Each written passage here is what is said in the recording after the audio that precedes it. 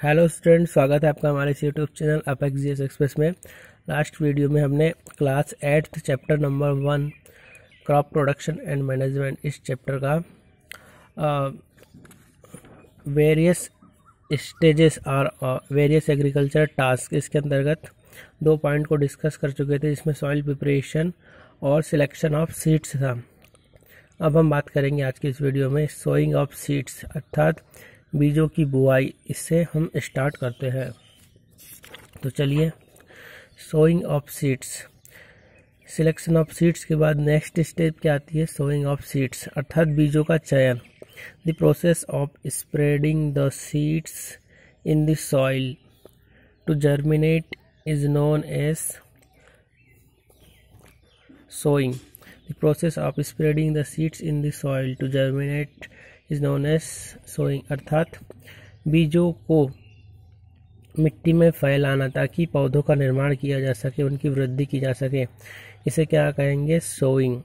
The sowing seeds the following points must be kept in mind. बुआई करते समय निम्न बातों का ध्यान रखा जाना चाहिए। Proper spacing of the seeds must be insured. दो उचित स्पेस होना चाहिए, दो बीजों के बीच का स्पेस उचित होना चाहिए। This is because overcrowding of the seeds may result in the shortage of nutrients, air, sunlight, water and can kill the seeding. क्योंकि यदि बीज बहुत घने घने हो जाएंगे अर्थात उनके बीच की स्पेस कम हो जाएगी तो क्या होगा उनको जो न्यूट्रिएंट्स मिलने चाहिए वो ज़्यादा शेयर होंगे।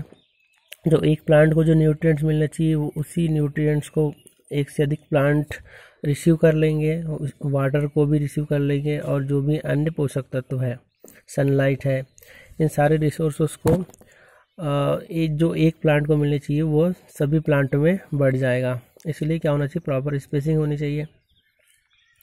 The seed must be sown in proper row so that watering them और ट्रांसप्लांटिंग देम इज ईजी।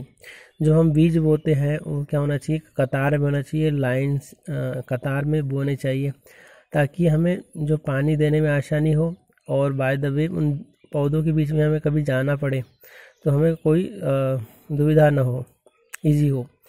इस प्रकार से कुछ ऐसी फसलें हैं जिनको बुआई करते समय हम कतार बनाते हैं, जैसे कॉटन, कपास हो गया, पोटैटो, आलू, मैज़, मक्का, सोयाबीन इत्यादि में हमें कतार बनाने की आवश्यकता होती है।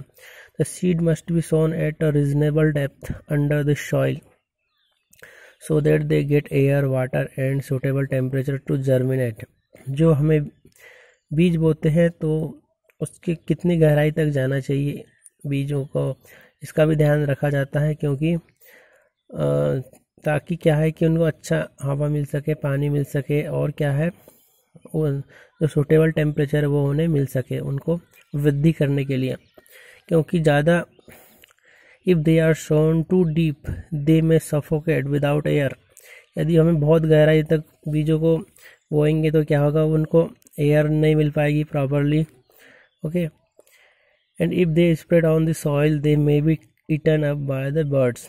और बहुत कम गहराई अर्थात बहुत ही कम गहराई में बोएंगे तो क्या होगा कि जो बर्ड्स हैं, जो पक्षी हैं, उन बीजों को खा जाएंगे। तो इस बातों का ध्यान रखा जाता है कि बीजों का जो बुआई है न तो बहुत ज़्यादा गहराई में होना चाहिए और न ही ऊपर में, एक प्रॉपर डेप्थ होनी चाहिए। नेक्स्ट पॉइंट है seed must be sown in proper season. किस सीजन में कौन से बीजों को बोया जाता है इसका भी ध्यान रखा जाता है। Next, soil must be prepared well so that it has adequate moisture content for the germination of seeds.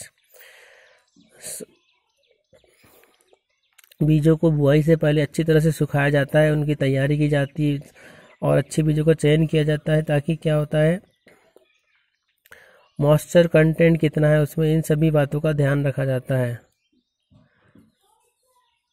Okay, seeds can be sown by the following methods. अब हम बात करेंगे बीजों की बुआई क्या क्या विधियां हैं। फर्स्ट है broadcasting. When the seeds are scattered randomly with the help of the hand of soil, the method is called broadcasting. Okay, जब बीजों को क्या होता है कि हाथ से फैला दिया जाता है, बोने के लिए हाथ से फैलाया जाता है, उस मेथड को क्या बोलते हैं, broadcasting. In this method seeds are sown manually, हाथ से बुआई की जाती है मनुष्य के द्वारा, spread in the entire field with no uniformity of rows. Okay, seeds are sown manually spread in the entire field with no uniformity of rows. Okay, इसमें रोज का ध्यान नहीं रखा जाता, पंक्तियों का ध्यान नहीं रखा जाता, बिल्कुल हाथ से बुआई की जाती है, फैलाव को ध्यान में रखते हुए, no proper spacing and not in the proper depth of the soil.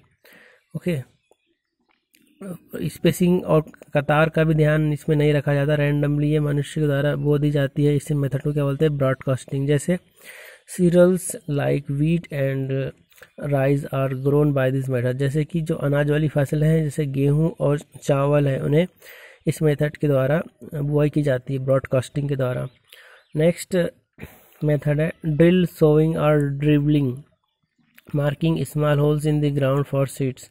इस मेथड में क्या होता है कि जो ज़मीन में है गड्ढे किए जाते हैं, बहुत सारे होल्स किए जाते हैं, उस होल्स के अंदर बीजों को रखा जाता है और मिट्टी को ढक दिया जाता है। ओके, ऐसा करके बुआई की जाती है। इस मेथड को कहा जाता है ड्रिल, सोइंग और ड्रिबलिंग। ओके, और better method of sowing of seeds, once the seeds are put in the holes they are then covered with the soil, मिट्टी को ढक दिया जाता है। This saves time and labour and prevent damage of the seeds by birds. ऐसा होने से जो बर्ड्स जो बीजों को खा जाते हैं उनसे काफ़ी हद तक बचा जा सकता है। Another method of sowing the seeds in is with the help of the simple device consisting of a bamboo tube with a funnel on it attached to a plough. एक अन्य मेथड है बुआई की जिसमें क्या होता है कि हल के साथ में एक बांस का ट्यूब यानी बांस लगाया जाता है और बांस में बहुत सारे छिद्र होते हैं, फनल अटैच्ड होती है। तो क्या होता है कि जो बीज है प्लाऊ से अटैच होता है और बीज जब उस फनल में डाला जाता है तो वह प्लाऊ के चलने के साथ साथ वो ज़मीन पे गिरते हैं। इस प्रकार से बुआई की जाती है। As the plough moves over the field the tube attach to it leaves the seeds kept in the funnel at proper spacing and depth. Funnel को प्रॉपर स्पेसिंग में रखा जाता है, बहुत सारी फनल अटैच होती है बम्बू के साथ और प्रॉपर स्पेसिंग में दी होती है। The plough keeps marking furrows in the soil in which the seeds are dropped by the seed drill. Okay, the plough keeps marking furrows in the soil in which the seeds are dropped by the seed drill. Seed drill भी एक ऐसी modern technique है, इसमें काफ़ी अच्छी technique है। Seed drill जो है आज के समय में बुआई के लिए सबसे उपयुक्त टेक्निक मानी जाती है सीड ड्रिल के द्वारा। ओके, तो हमने देखा ये सब बीज बोने की क्या क्या विधियां हैं और किन किन बातों का हमें ध्यान रखा जाना चाहिए। तो एक बार हल्का सा रिवीजन ले लेते हैं। Proper spacing of the seed must B, उचित स्पेस का ध्यान रखा जाता है। रोज बनाई जाती है, कतारें बनाई जाती है, जैसे आलू की फसल, सोयाबीन इत्यादि के लिए। ओके, रीजनेबल टिप्स का ध्यान रखा जाता है, कितनी गहराई होनी चाहिए। ओके, प्रॉपर सीजन में बुआ जाता है बीज को। Soil must be prepared well, बीजों को बुआने से पहले बीजों का सिलेक्शन इस प्रकार से किया जाता है और उन्हें सुखाया जाता है ताकि उचित नमी का ध्यान रखा जा सके, ना तो बहुत ज़्यादा गीले बीज हो ना तो ज़्यादा सूखे। ओके, अब हमने देखा था मेथड्स। ब्रॉडकास्टिंग मेथड है ड्रिल, सोइंग और ड्रिबलिंग। ओके, और सीड ड्रिल, तो ये सभी मेथड है सोइंग ऑफ सीड्स के लिए। अब हम बात करते हैं नेक्स्ट स्टेज।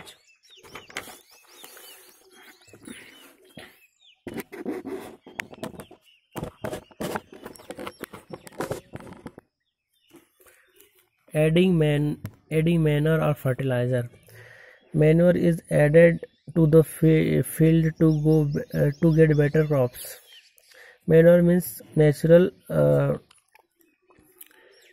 गाय के गोबर या अन्य प्राकृतिक तत्वों से मिलकर जो बना होता है उसे मैन्योर कहा जाता है, खाद कहा जाता है। ओके, फर्टिलाइजर जो रासायनिक उर्वरक होते हैं उन्हें कहा जाता है। So manure is added to the field to get better crops. As the plant grow they kept on using some nutrients from the soil according to their need. Okay जैसे जैसे प्लांट जब वृद्धि करते हैं तो उन्हें न्यूट्रिएंट्स की आवश्यकता होती है. The plants grow on the such soil may be deficient and may not be healthy. यदि उन्हें प्रॉपर न्यूट्रिएंट्स नहीं मिलेगा तो वो हेल्दी नहीं होंगे. Therefore it is important that the nutrients of the soil be replaced. Okay इस प्रकार से न्यूट्रिएंट्स जो है इन्हें दिया जाता है इन पौधों को. This is done by other natural method और बाय द एडिंग मैन्योर और फर्टिलाइजर टू द सॉइल. या तो उन्हें खाद के द्वारा या तो फिर फर्टिलाइज़र को दिया जाता है ताकि उनके न्यूट्रिएंट्स की जो कमी है उसे पूरा किया जा सके.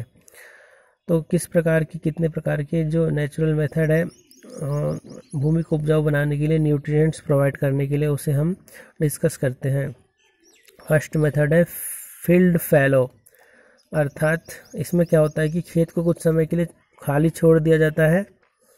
जैसे एक सीज़न में फसल लेने के बाद उसे दूसरे सीज़न के लिए छोड़ दिया जाता है खाली. ऐसा होने से क्या होता है कि जो खाली समय में मिट्टी की उर्वरकता बढ़ जाती है क्योंकि उसमें बहुत सारे सड़े गले जो पौधे हैं और कुछ कीट के द्वारा इनकी न्यूट्रिएंट्स वैल्यू बढ़ जाती है ऐसा करने से.